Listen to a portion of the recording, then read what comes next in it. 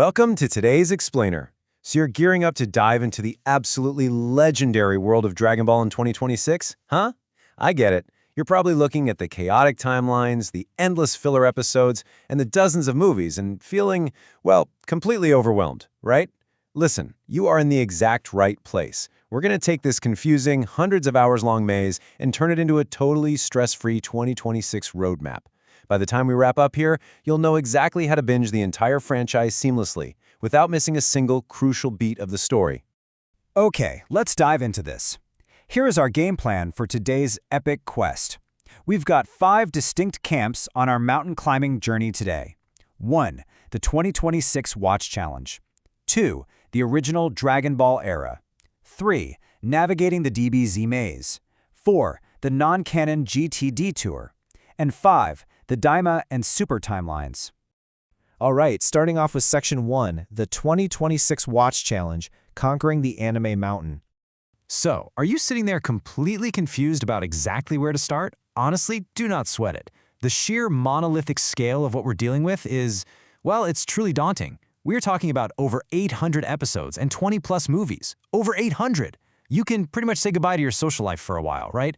When you have an anime spanning literally hundreds upon hundreds of hours, you can't just hit play on episode 1 and hope for the best. You're gonna burn out, or worse, get completely lost in random filler arcs.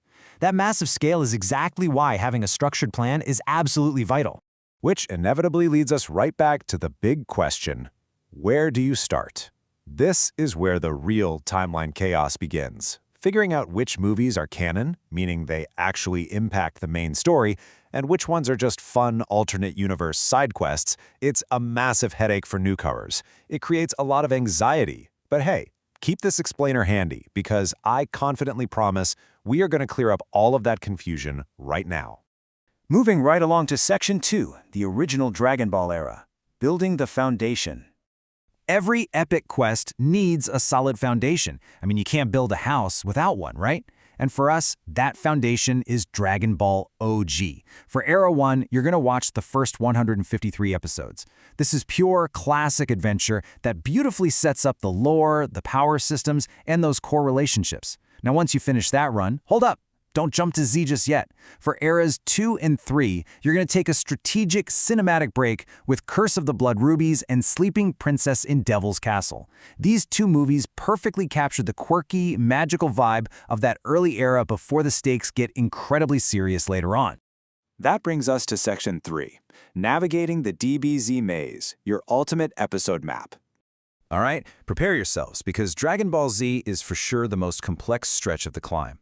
We're going to rely heavily on strategic, cinematic pit stops here.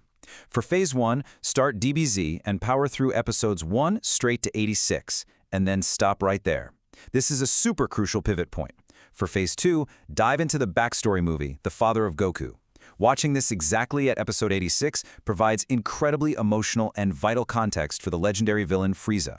You absolutely do not want to miss that impact. Once your mind is blown by that backstory, Phase 3 has you jumping right back into the main series from episode 87 up to 107. Right after episode 107, you're hitting a massive cinematic pit stop. Think of this sequence of 5 movies as a sort of training montage break. First up, the special Dragon Ball episode of Bardock. After that, you're going to marathon 4 absolute classic movies back-to-back. The World's Strongest, The Tree of Might, Lord Slug, and finally Dead Zone. Knocking these out in one big viewing block aligns perfectly with the lore progression, all without awkwardly interrupting or ruining the tension of the main arcs. Next up, we enter this really tight, rapid-fire sequence. For Period 1, watch DBZ episodes 108 through 123. Then, Period 2, take a breather and watch the movie History of Trunks. Placing it right here gives you the tragic, super gritty backstory of a huge fan-favorite character at the exact moment it matters most for the main plot. Period 3 is just a tiny sprint, literally just episodes 124 and 125. And the second 125 ends, Period 4 kicks in with a double feature, Cooler's Revenge followed by the special The World of DBZ. Weaving the expanded universe in like this makes the storytelling incredibly satisfying. We're keeping the momentum going strong as we push into the intense Android and early Cell sagas. Phase 1, power through DBZ episodes 126 to 146. For Phase 2, it's time for an epic, heavy-hitting movie showdown with Super Android 13. Phase 3 throws you right back into the high-stakes main plot with episodes 147 to 173. And then Phase 4 delivers a fantastic double feature, Return of Cooler and the absolutely iconic Broly the Legendary Super Saiyan. Taking a pause at these precise movie showdowns really maximizes the cinematic hype without ruining the intense pacing of the main anime. Okay, let's slow down just slightly as we build up to the legendary final arcs of Z. In Era 1, continue your run from episode 174 to 194. This beautifully wraps up the climax of the Cell games. The moment you hit 194, Era 2 introduces the movie BoJack Unbound. The crucial point here is that this movie acts as a really perfect narrative bridge during a transitional time for Earth's heroes. For Era 3, return to the episodes, watching 195 to 207. And finally, Era 4 caps off this section with the movie DBZ Broly's Second Coming. By sticking to this structure, you're digesting the expanded universe exactly as it best complements the TV show. To officially survive the Z journey, you're going to power through from episode 208 all the way to the grand finale at episode 291.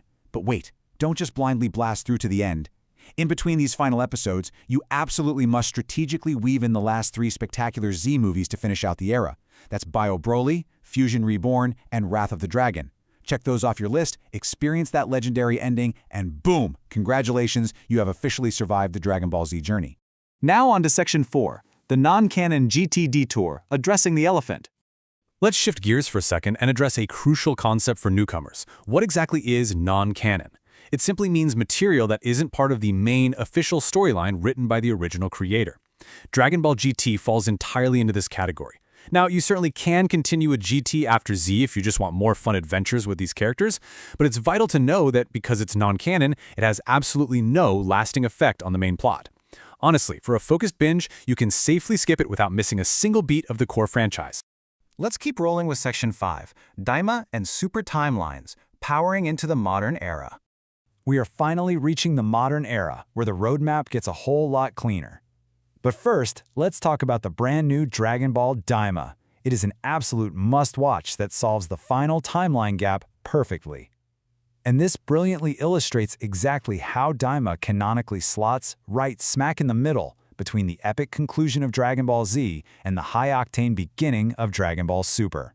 Just keep that exact placement in mind as you map out your viewing. Now we step fully into Dragon Ball Super. Here's your streamlined 4-span roadmap. Span 1, start Dragon Ball Super and watch episodes 1 through 18. Span 2, pause for 2 massive blockbuster movies, Battle of Gods and Resurrection F. Span 3, ride the main series all the way to its current end at episode 131. And finally, Span 4, finish up the Super era with 2 incredible modern movies, Dragon Ball Super Broly and Dragon Ball Super Superhero. This takes you all the way through to the modern cinematic peaks. Now here is a major pro tip for navigating that super timeline. The anime actually retells the events of Battle of Gods and Resurrection F shortly after they happen, but between the anime retellings and the cinematic movie versions, always choose the cinematic versions. They are widely considered to be way superior in terms of pacing and animation. Definitely go with the movies to save yourself some time and get the absolute best experience. Now, you might be sitting there thinking, wait a second, didn't you mention over 20 movies earlier? I count a few missing. Good catch. You've got a sharp eye. There actually are a few other scattered non-canon movies locked in the vault. But I really want to reassure you here, you absolutely do not need to watch them to understand the main story. For the sake of a focused, coherent, and highly enjoyable binge watch, they can just be safely ignored. So now that you hold the ultimate chronological map, complete with all the secrets to dodging endless filler, there's really only one question left. Do you actually have the stamina to conquer this 800-episode mountain in 2026? Or will the sheer weight of the anime vault crush you? The training grounds are waiting. Thanks for joining me for this explainer. Power up and happy watching.